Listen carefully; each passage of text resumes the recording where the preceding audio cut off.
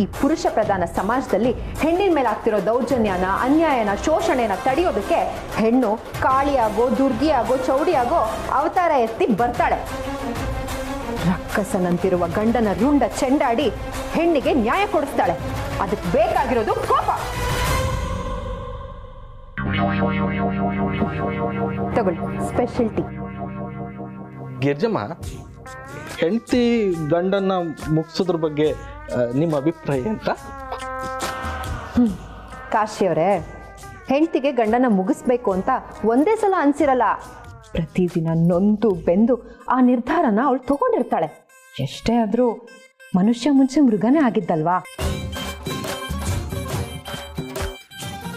ಅಯ್ಯೋ ರೀ, ನೀವೇನ್ರಿ ಸುಮ್ಮನೆ ನಿಂತಿದ್ದೀರಾ? ಟೀ ಕುಡೀರಿ, ಯಾರು ಹೋಗುತ್ತೆ? ಹಾ, ಟೀ ಅಂದ ತಕ್ಷಣ ಇನ್ನೊಂದು ವಿಷಯ ನೆನಪಾಯ್ತು. ಮೊನ್ನೆ ವಿಠಲ್ ಅವ್ರ ಕಸಿನು ಅವಳ ಗಂಡಂಗೆ ಟೀನಲ್ಲಿ ವಿಷ ಹಾಕಿ ಸಾಯಿಸ್ಬಿಟ್ಟಿದ್ದಾಳೆ. ರೀ, ಏನಾಯ್ತ್ರಿ? ಕೋಪ ಮಾಡ್ಕೊಬೇಡ್ರಿ, ನಾನೇ ಒರ್ಸ್ತೀನಿ. ಅಯ್ಯ ರೀ, ಲುಂಗಿಲಿ ಯಾರಾದ್ರೂ ಒರೆಸ್ತಾರಾ? ಕರೆಕ್ಟ್, ಬಿಟ್ಟು ತರ್ತೀನಿ. ಅಯ್ಯ ರೀ, ಬೇಡ. ಅಯ್ಯೋ ಕಾಶಿ ಅವರೇ, ಇವ್ರಿಗೇನಾಯ್ತು? That is the question. Can you answer that? What is the question? ಬೇಡ ಬೇಡ.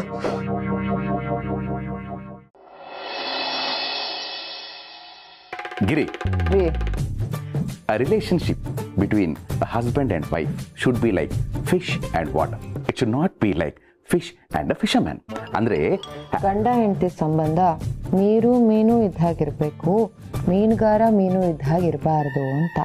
ಅಯ್ಯೋ, ಇದನ್ನ ಸಿಂಹಾದ್ರಿಯ ಸಿಂಹ ಪಿಕ್ಚರಲ್ಲಿ ವಿಷ್ಣುವರ್ಧನ್ ಅವ್ರು ಹೇಳಿದ್ದಾರೆ. ನಾನು ಅಲ್ಲಿಂದನೇ ಎತ್ತಿದ್ದು, ಅದನ್ನ ನೀನು ಕಂಡಿಡ್ಬಿಟ್ಟೆ. Because you are intelligent. ಆದರೆ ವಿಷಯ ಅದಲ್ಲ ಗಿರಿ. ಗಂಡ ಹೆಂಡತಿ ಸಾಮರಸ್ಯದ ಬಗ್ಗೆ ನಾನೊಂದು ಹೊಸ ಕಾನ್ಸೆಪ್ಟ್ ಮಾಡಿದ್ದೀನಿ. ಇಟ್ ಈಸ್ ಕಾಲ್ಡ್ DD, ಅಂದರೆ ದಾಂಪತ್ಯ ದರ್ಶನ.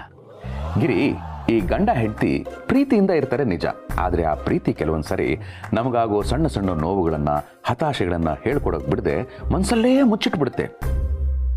ಅದು ಆ್ಯಡ್ ಆಗಿ ದೊಡ್ಡದಾಗಿ ಬೆಳೆದು ಬಿಡುತ್ತೆ. ಕಡೆಗೆ ಒಂದು ದಿವಸ ಎಲ್ಲನೂ ಹೊರಗೆ ಬಂದು ದೊಡ್ಡ ಜಗಳ ಆಗ್ಬಿಡುತ್ತೆ. ಅದಕ್ಕೆಲ್ಲ ಯಾಕೆ ಆಸ್ಪದ ಕೊಡಬೇಕು? ಅದಕ್ಕೆ ನಾನು ಮಾಡಿರೋ ಕಾನ್ಸೆಪ್ಟ್ ಏನಪ್ಪ ಅಂದರೆ, ವಾರಕ್ಕೊಂದ್ಸರಿ ನಾನು ನೀನು ಈ ಥರ ಕೂತ್ಕೊಂಡು ಒಂದು ಡಿಸ್ಕಷನ್ ಮಾಡೋದು. ಏನೇನು ನೋವುಗಳಾಗಿದೆ, ಯಾವುದರಲ್ಲಿ ತಿದ್ಕೋಬಹುದು, ಈ ಥರ ಎಲ್ಲ ಮುಕ್ತವಾಗಿ ಚರ್ಚೆ ಮಾಡೋದು. ಅದೇ ಈ DD, ಅಂದರೆ ದಾಂಪತ್ಯ ದರ್ಶನ. ಈಗ ನೀನು ಹೇಳು. ಏನ್ ಹೇಳ್ಬೇಕ್ರಿ? ಹೇಳ್ತಾ ಇದ್ದೀನಲ್ಲ ಗಿರಿ, ದಾಂಪತ್ಯ ದರ್ಶನ. ಈಗ ನಿನಗೆ ನನ್ನಿಂದ ಏನೇ ನೋವಾಗಿದೆ ಅಂತ ಹೇಳ್ತಾ ಹೋಗು. ನಾನು ಅದನ್ನೆಲ್ಲ ಪಟ್ಟಿ ಮಾಡಿಕೊಂಡು ತಿದ್ಕೊಳ್ತೀನಿ. ಆಮೇಲೆ ನೀನು ಹಾಗೇ ಮಾಡುವಿ ಅಂತೆ ಅಂತ. ರೀ, ನಿಜವಾಗ್ಲೂ ನನಗೆ ನಿಮ್ಮಿಂದ ಯಾವ ತೊಂದರೆನೂ ಆಗಿಲ್ಲ, ಯಾವ ನೋವು ಆಗಿಲ್ಲ.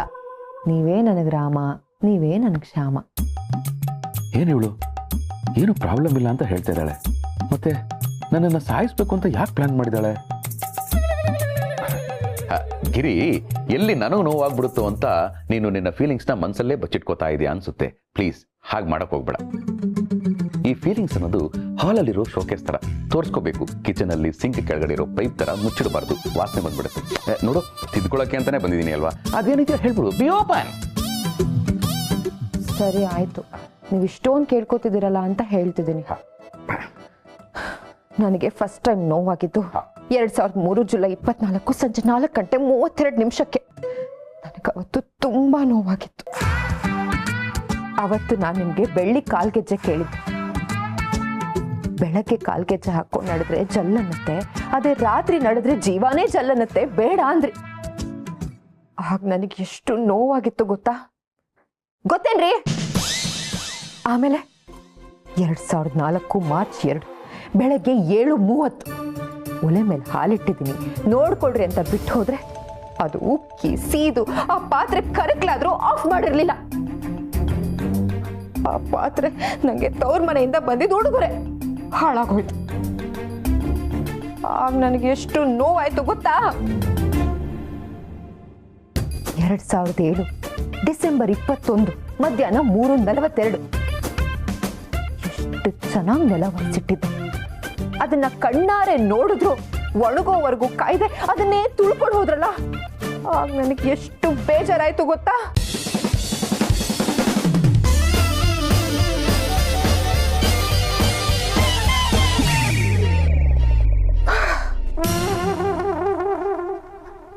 ಆಗ್ತಿದೆ. ನೀರು.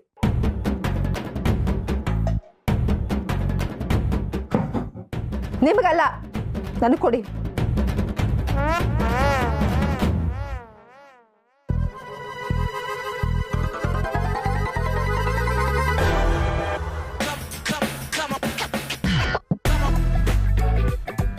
ಅಷ್ಟೇ ಅಲ್ಲ, ನಿನ್ನೆ ರಾತ್ರಿ 11 ಗಂಟೆ 44 ನಿಮಿಷ ನೀವು ಜೋರಾಗಿ ಗೊರಕೆ ಹೊಡ್ಕೊಂಡು ಮಲಗಿದ್ರಿ.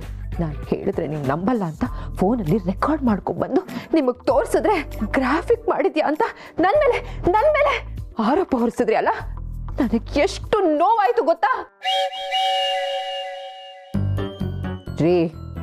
2003 ಇದ್ದಿದ್ದ ತಾಳ್ಮೆ 2023ಕ್ಕೂ ಇದೆ. ಆದ್ರೆ ಬಂಡೆಗಳು ಸಿಡ್ದು ಹೋಗುತ್ತೆ ಅನ್ನೋ ಉದಾಹರಣೆಗಳು ಗೊತ್ತಿದೆ ಅಲ್ವಾ? ಕೇಳಿದಿರ ಅಲ್ವಾ? ತೊಳಿ ಅಲ್ಲಿಡಿ.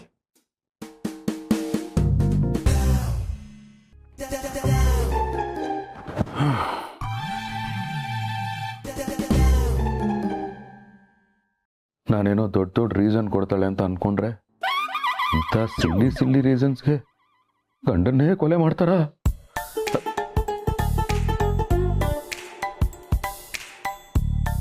ಬೇಡ, ಇವಳು ನೋವಿನ ಲಿಸ್ಟಲ್ಲಿ ಮಲಗಿದ್ದವಳನ್ನ ಎಬ್ಸಿದ್ದೀರಿ ಅಂತ ಆ್ಯಡ್ ಮಾಡ್ಕೊಂಡ್ಬಿಟ್ರೆ ನನ್ನನ್ನು ಪರ್ಮನೆಂಟಾಗಿ ಮಲಗಿಸ್ಬಿಡ್ತಾಳೆ. ಆ ರಿಸ್ಕೇ ಬೇಡ. ಭಗವಂತ.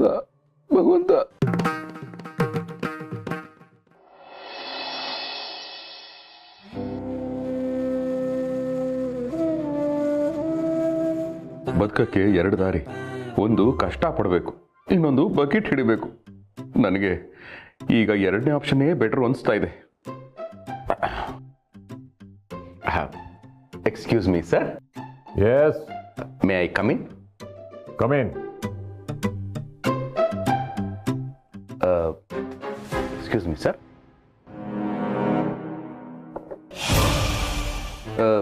ಸರ್, ನೀವು ಯಾರು ಅಂತ ಗೊತ್ತಾಗ್ಲಿಲ್ಲ. ಏನ್ ಮಾತಾಡ್ತಾ ಇದೀಯ ನೀನು? ನೋಡಿ ಸರ್, ಇದು ನಮ್ಮ ಡೀಲಿಂಗ್ ರಾಜ್ ಸರ್ ಕ್ಯಾಬಿನ್ನು. ನೀವು ಅವ್ರ ಸೀಟಲ್ಲಿ ಕೂತಿದ್ದೀರಾ. ನೀವೇ ಹೊರಗಡೆ ಹೋಗ್ತೀರಾ, ಇಲ್ಲ ನಾನು ಸೆಕ್ಯೂರಿಟಿಗೆ ಹೋಗ್ಲಾ? ನಾನೇ ಕಡೆ ಡೀಲಿಂಗ್ ರಾಜು. ನೋಡಿ ಸರ್, ದಯವಿಟ್ಟು ಸುಳ್ಳು ಹೇಳ್ಬಿಡಿ ಸರ್. ನೀವು ಅವ್ರ ಚಿಕ್ಕಮ್ಮನ ತರ ಕಾಣಿಸ್ತಾ ಇದ್ದೀರಾ. ಹಬ್ಬ ಅಂದ್ರೆ ಅವ್ರಿಗಿಂತ ಒಂದು 30 ವರ್ಷ ಕಮ್ಮಿ ಇರಬಹುದು ನಿಮಗೆ. I am looking like 30 years younger. Of course. So nice of you, you international idiot. Same ಬೈಗಳ. ಹಾಗಾದ್ರೆ ನೀವೇನಾ ಸರ್ ನಿಜವಾದ ಡೀಲಿಂಗ್ ರಾಜ್ ಅವರು? ಹೌದಯ್ಯ, ನಾನೇ dealing Raju. I can't believe it. Sir, can I touch you please? Sir, ಇದು ಕೈಯಲ್ಲ ಸರ್, ಮತ್ತೆ ಮುಷ್ಟಿ. ವೆರಿ ವೆರಿ ಗಟ್ಟಿ. ತಿನ್ನೋದು ರೊಟ್ಟಿನ ಸರ್? ಸರ್, ಏನ್ ಸರ್ ನಿಮ್ಮ ಫಿಟ್ನೆಸ್ ಸೀಕ್ರೆಟು?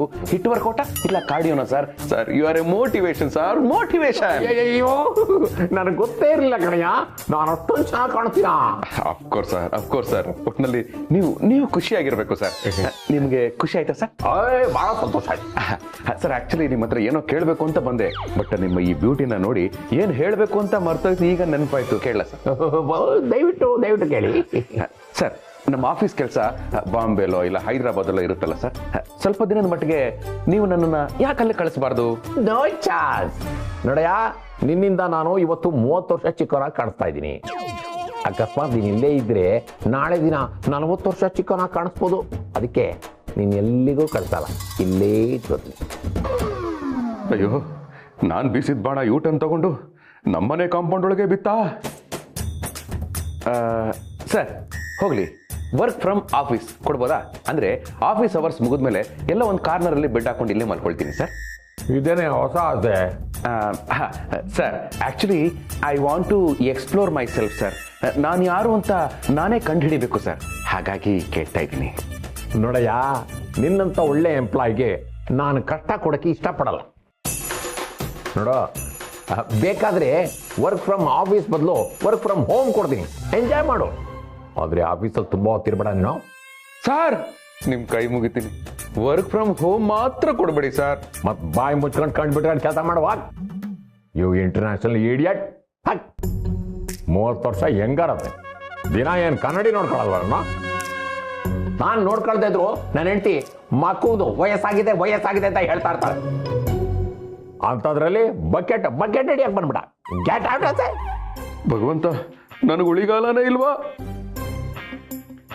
ಸರ್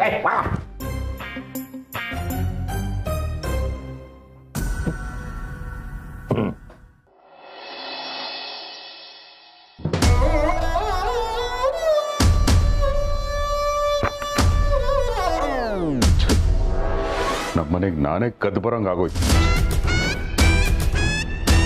ಈ ಡೀಲಿಂಗ್ ರಾಜು ಅವನು ರಿಯಾಲಿಟಿ ಶೋ ಹೋಸ್ಟ್ ಅನ್ಕೊಂಡ್ಬಿಟ್ಟಿದ್ದಾನೆ. ಗ್ರ್ಯಾಂಡ್ ಫಿನಾಲೆನಲ್ಲಿ ವಿನ್ನರ್ನ ಅನೌನ್ಸ್ ಮಾಡುವಾಗ ಕೈ ಎತ್ತಾರಲ್ಲ ಹಾಗೆ ನನಗೆ ಕೈ ಎತ್ಬಿಟ್ಟ. ಈಗ ನನಗೆ ಉಳಿದಿರೋದು ಅಪ್ಪ ಒಬ್ರೆ. ಸ್ಕೂಲಲ್ಲಿ ಇರಬೇಕಾದ್ರೆ ಯಾರಾದರೂ ಹುಡುಗರು ಗಿಂಟಿದ್ರೆ ಆವಾಜ್ ಹಾಕಿದ್ರೆ ಏಯ್ ನಮ್ಮಪ್ಪನಿಗೆ ಹೇಳ್ತೀನಿ ಕಣ್ರೋ ಅಂತ ಹತ್ಕೊಂಡು ಬರ್ತಾ ಇದ್ದೆ. ಈಗಲೂ ಹಾಗೆ ಮಾಡ್ತೀನಿ. ನಮ್ಮಪ್ಪ ನನ್ನನ್ನು ಹೇಳಿ ಅನ್ಕೊಂಡ್ರು ಪರವಾಗಿಲ್ಲ, ಯಾಕೆಂದ್ರೆ ನನಗೆ ನನ್ನ ಜೀವ ಮುಖ್ಯ. ಅಪ್ಪ ಅಂದ್ರೆ ಆಕಾಶ, ಜೀವ ಉಳಿಸೋ ಅವಕಾಶ. ಹಾಗೆ ಮಾಡ್ತೀನಿ. ಗಿರಿಜಾ, ಮಾವ, ಆದಷ್ಟು ಬೇಗ ಶಿವನ ಮುಗಿಸ್ಬೇಕು. ಅದಿಷ್ಟು ಬೇಗ ಸಾಧ್ಯ ಆಗಲ್ಲ ಮಾವ. ಆಗಲ್ಲ ಅಂದ್ರೆ ಹೇಗಮ್ಮ? ಶಿವನ ಮುಗಿಸಿದ್ರೇ ಮುಂದಕ್ಕೆ ಹೋಗೋದು, ಇಲ್ಲದ್ರೆ ತುಂಬಾ ಕಷ್ಟ ಆಗತ್ತೆ. ಹಾಗಿದ್ರೆ ಸರಿ ಮಾವ, ಶಿವನ ಮುಗಿಸ್ಬಿಡೋಣ. ತಡ ಮಾಡಿದಷ್ಟು ಕೈ ಮೀರಿ ಹೋಗುತ್ತೆ. Absolutely correct.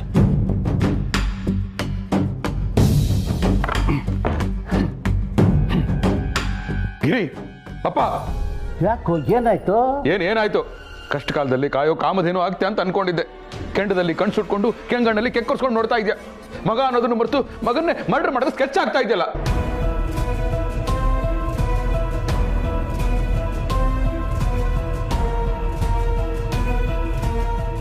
ಅಪ್ಪ ಅದನ್ನು ಮಗನ ಕೈ ಹಿಡ್ಕೊಂಡು ಸ್ಕೆಚ್ ಪೆನ್ನಲ್ಲಿ ಡ್ರಾಯಿಂಗ್ ಮಾಡಿಸ್ಬೇಕು. ಆದ್ರೆ ನೀನು ನಿನ್ನ ಸೊಸೆ ಜೊತೆ ಸೇರ್ಕೊಂಡು ನನ್ನ ಡ್ರಾಯಿಂಗ್ ಮಾಡಿ ಗೋಡೆ ಮೇಲೆ ನನ್ನ ಫೋಟೋ ಹಾಕೋದಕ್ಕೆ ಸ್ಕೆಚ್ ಆಗ್ತಾ ಇದೆಯಾ.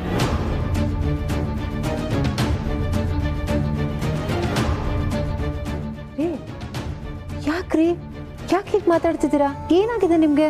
ಮಾತಾಡ್ಬೇಡ ನೀನು. ಅಬ್ಬಾಬಾಬಾ, ಏನ್ ಪರ್ಫಾರ್ಮೆನ್ಸು. ನಿನ್ನ ಮುತ್ತೆ ಇದೆ ಅಂತ ಅನ್ಕೊಂಡಿದ್ದೆ, ಆದ್ರೆ ನೀನೇ ನನ್ನ ಜೀವನ ಮುಗಿಸ್ತಿ ಅಂತ ನಾನು ಅನ್ಕೊಂಡೇ ಇರಲಿಲ್ಲ. ಈಗೆಲ್ಲ ಗೊತ್ತಾಯ್ತು. ಮಾವ ಸೊಸೆ ಸೇರ್ಕೊಂಡು ಏನ್ ಪ್ಲಾನ್ ಮಾಡ್ತಾ ಇದ್ದೀರಾ?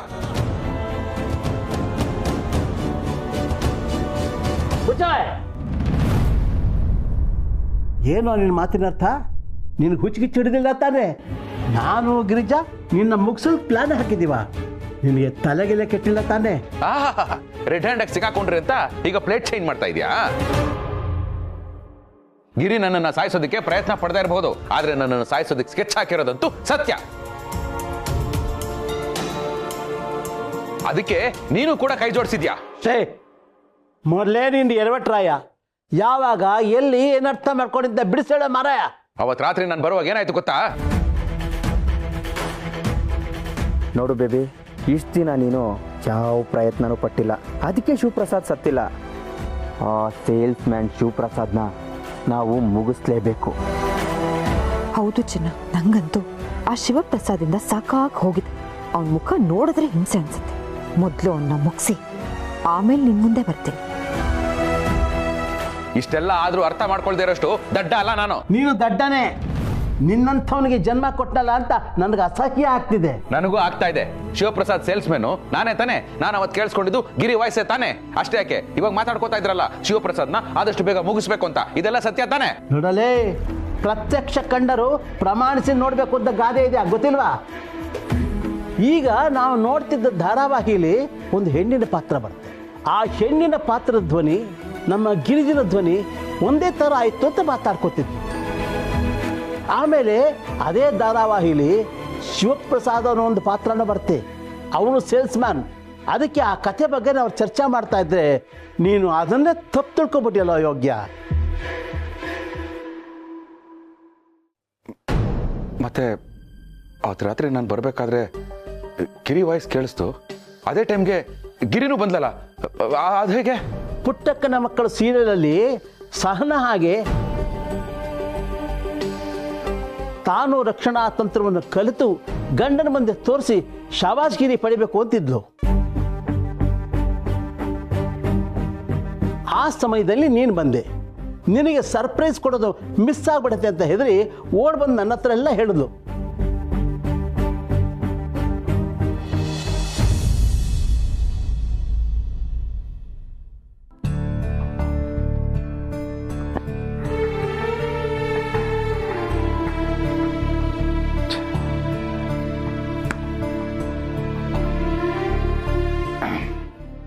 ತಿಳ್ಕೊಂಬಿಟ್ಟೆ, ಸಾರಿ ಅಪ್ಪ. ಛೇ, ನನ್ನ ಹತ್ರ ಸಾರಿ ಕೇಳಿ ಏನು ಪ್ರಯೋಜನ? ಹೋಗು ಹೋಗು, ಅವಳ ಹತ್ರ ಸಾರಿ ಕೇಳ್ಕೊ. ಸಾಕು ರೀ, ಸಾಕು. ನಿಮಗ್ ಜ್ವರ ಬಂದ್ರೆ ನನಗ್ ಮೈ ಬೆಚ್ಚಗಾಗುತ್ತೆ, ನಿಮಗ್ ನೋವಾದ್ರೆ ನನ್ನ ಕಣ್ಣಲ್ಲಿ ನೀರು ಬರುತ್ತೆ. ನಾನ್ ಮಾಡೋ ವ್ರತ ಪೂಜೆ ಎಲ್ಲವೂ ನಿಮಗ್ ಒಳ್ಳೇದಾಗ್ಲಿ ಅಂತಾನೆ.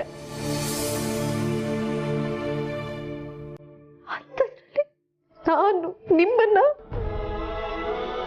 ಹೇಗ್ರಿ ಹೀಗೆಲ್ಲ ಯೋಚನೆ ಮಾಡಿದ್ರಿ? ಗಿರಿ ಗಿರಿ ಗಿರಿ, ಅದಕ್ಕೆ ಹೇಳೋದು ದುಡುಕಬಾರ್ದು ಅಂತ. ಅಯೋಗ್ಯ ಅಂತ.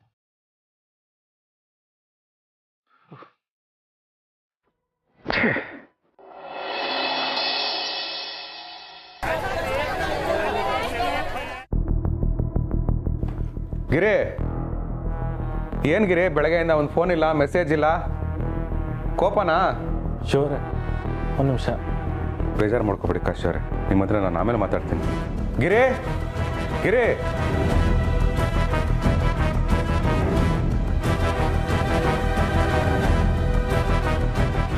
ಗಿರಿ ಗಿರಿ, ನಾನೇನು ಬೇಕು ಅಂತ ಮಾಡಿದ್ನ ಗಿರಿ, ತಪ್ಪಾಯ್ತು ಗಿರಿ, ನಿನ್ನ ಹತ್ರ ಸಾರಿ ಕೇಳಬೇಕು, ಬಾ ಗಿರಿ. ಬಾವಾ ಗೌರಿ ಬೇಜಾರು ಮಾಡ್ಕೋಬೇಡ, ನಿನ್ನ ಹತ್ರ ನಾನು ಆಮೇಲೆ ಮಾತಾಡ್ತೀನಿ. ಮೊದಲು ನಾನು ಗಿರಿ ಹತ್ರ ಸಾರಿ ಕೇಳಬೇಕು. ಎಲ್ಲಿ ಹೋದ್ಲಿವಳು? ಗಿರಿ ಗಿರಿ,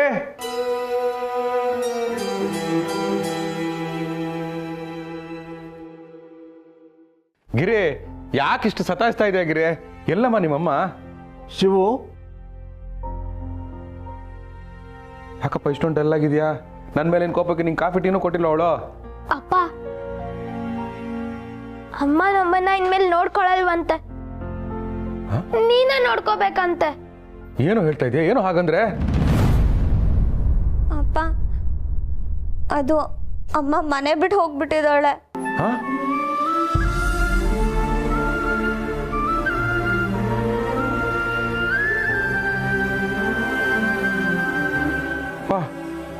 ಏನಪ್ಪ ಆಯ್ತು? ಪ್ರಣಿ ಏನೇನು ಹೇಳ್ತಿದ್ದಾಳೆ?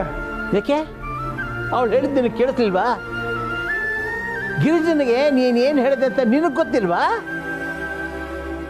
ಪಾಪ ಕಣೋ, ಅವಳು ನಿನ್ನನ್ನೇ ಸರ್ವಸ್ವ ಅಂತ ತಿಳ್ಕೊಂಡಿದ್ದಾಳೆ. ಅಂಥವಳು ಮನಸ್ಸನ್ನ ನೀನು ನೋಯಿಸ್ಬಿಟ್ಟಿಯಲ್ಲೋ. ನಿಮ್ಮ ಮನುಷ್ಯನೇನೋ? ಬೆಳಗ್ಗೆಯಿಂದ ಹುಡುಕ್ತಿತ್ತು ಶಿವರೇ, ಗಿರ್ಜಮ್ಮ ಎಲ್ಲೂ ಸಿಕ್ಲಿಲ್ಲ. ಹೌದು ಬಾವ, ಇದನ್ನ ಹೇಳಬೇಕು ಅಂತಾನೆ ನಾವು ಟ್ರೈ ಮಾಡ್ತಾ ಇದ್ವಿ, ಆದ್ರೆ ನೀವು ನಮ್ಮ ಮಾತನ್ನೇ ಕೇಳಿಸ್ಕೊತಾ ಇರ್ಲಿಲ್ಲ. ಅಪ್ಪ, ನೀನು ಅಮ್ಮ ದೂರ ಆಗ್ತಿದ್ದೀರಾ. ಇನ್ಮೇಲೆ ನಾವೆಲ್ಲ ಒಂದೇ ಮನೇಲಿ ಇರಲ್ವಾ? ಯಾಕು ಏನೇನೋ ಮಾತಾಡ್ತಾ ಇದ್ಯಾ? ಯಾರು ನಿಂಗೆ ಇದೆಲ್ಲ ಹೇಳ್ಕೊಟ್ಟಿದ್ದು? ಆ ಥರ ಏನೂ ಆಗಲ್ಲ, ಸುಮ್ಮನೆ ಇರು. ನಮಗ್ ಗೊತ್ತಪ್ಪ, ಸ್ಕಂದನ್ ಫ್ರೆಂಡ್ ಸುನಿಲ್ ಅಂತ ಇದ್ದಾನೆ. ಅವ್ರ ಅಪ್ಪ ಅಮ್ಮನೂ ಇದೇ ತರ ಜಗಳ ಆಡಿ ದೂರ ಆಗ್ಬಿಟ್ಟಿದ್ದಾರೆ. ಅದು ನೋಡೆ ಅವನ್ ಹಂಗ ಹೇಳ್ತಾ ಇರೋದು. ಅಪ್ಪ, ಅಮ್ಮ ವಾಪಸ್ ಬರಲ್ವಾ? ಅಯ್ಯೋ ಪ್ರಣಿ, ಬಂದೆ ಬರ್ತಾಳೆ, ಬರ್ದೆ ಎಲ್ಲಿ ಹೋಗ್ತಾಳೆ? ಇದೇ ಕೊಬ್ಬನದು. ನಿನ್ನಂಥವ್ರಿಗೆ ಹೆಂಡತಿರಂದ್ರೆ ಅಸಡ್ಡೆ ಕಣೆಯ. ಮದುವೆ ಮಾಡ್ಕೊಂಡಿದ್ದೀನಿ, ಎಲ್ಲಿ ಹೋಗ್ತಾಳೆ? ಕೋಪ ಮಾಡ್ಕೊಂಡಿದ್ದಾಳೆ, ಎಲ್ಲಿ ಹೋಗ್ತಾಳೆ? ಬರ್ತಾಳೆ, ಅವಳಿಗೇನು ಬೇಜಾರಾಗಲ್ಲ. ಈ ಥರ ಸಣ್ಣ ಸಣ್ಣ ಆಲೋಚನೆಗಳನ್ನ ಬಿಟ್ಬಿಡ್ರಯ್ಯ.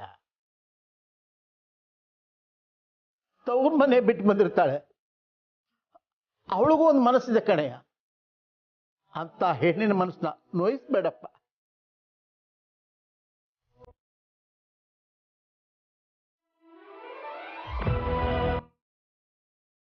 ಬಾವ, ಕಟ್ಕೊಂಡಿರೋ ಗಂಡನೇ ಕೊಲ್ತಾಳೆ ಅಂತ ಅನುಮಾನ ಪಟ್ರಲ್ವಾ? ಇದರಿಂದ ಅಕ್ಕಂಗೆ ಎಷ್ಟು ಬೇಜಾರಾಗಿದೆ ಗೊತ್ತಾ? ನಾನು ಸಾರಿ ಕೇಳಿದ್ನಲ್ಲ ಗೌರಿ. ವಿಷಯ ಗೊತ್ತಾರೆ ಗಿರ್ಜಮ್ಮ ಬೇಜಾರು ಮಾಡ್ಕೊಂತಾರಂದಳಿ ನಾ ಮೊದಲೇ ಹೇಳಿನಲ್ಲ ಶಿವವ್ರೆ, ಎಂತಕ್ಕೆ ಹಿಂಗೆ ಮಾಡ್ಕೋರಿ? ಅಯ್ಯೋ ಕಾಶಿ ಅವರೇ, ನಾನು ಸಾರಿ ಕೇಳಿದೆ ಕಾಶಿ ಅವರೇ. ದಡ್ಡ, ಸಾರಿ ಅಂದ್ರೆ ಎಲ್ಲ ಸರಿ ಹೋಗುತ್ತೆ ಅನ್ನೋ ಹಾಗಿದ್ದಿದ್ರೆ ಇವತ್ತು ಸಾರಿ ಅನ್ನೋ ಪದ ಅಂಗಡಿಲೆಲ್ಲ ಸಿಕ್ತಿತ್ತು. ಛೀ, ನಿನಗೆ ಅನ್ನೋದ್ರಿಂದ ಏನು ಪ್ರಯೋಜನ? ನೋಡು, ನೀನು ಅವಳ ಜೊತೆ ಬಾಳ್ಬೇಕು ಅನ್ನೋ ಹಾಗಿದ್ರೆ ಹೋಗಿ ಹುಡುಕಿ ಅವಳು ಎಲ್ಲಿದ್ರು ಕರ್ಕೊಂಡ್ ಬಾ. ಹುಡುಕ್ತೀನಪ್ಪ, ಗಿರಿ ಎಲ್ಲೇ ಇದ್ರು ನಾನು ಹುಡುಕ್ತೀನಿ. ಬಾವ, ಗೊತ್ತಿರೋ ಜಾಗದಲ್ಲೆಲ್ಲ ಹೋಗಿ ನಾವು ಹುಡುಕಿದೀವಿ, ಎಲ್ಲೂ ಅಕ್ಕ ಸಿಗ್ಲಿಲ್ಲ. ಈಗ ನೀವ್ ಎಲ್ಲಿ ಅಂತ ಹೋಗಿ ಹುಡುಕ್ತೀರಾ? ಅದ್ ನನಗೆ ಗೊತ್ತಿಲ್ಲ. ಒಟ್ನಲ್ಲಿ ಹುಡುಕ್ತೀನಿ, ಅವಳು ನಂಗೆ ಸಿಗ್ತಾಳೆ. ಅವಳು ನನ್ನ ಬಿಟ್ಟು ಹೋಗೋಕೆ ಚಾನ್ಸೇ ಇಲ್ಲ.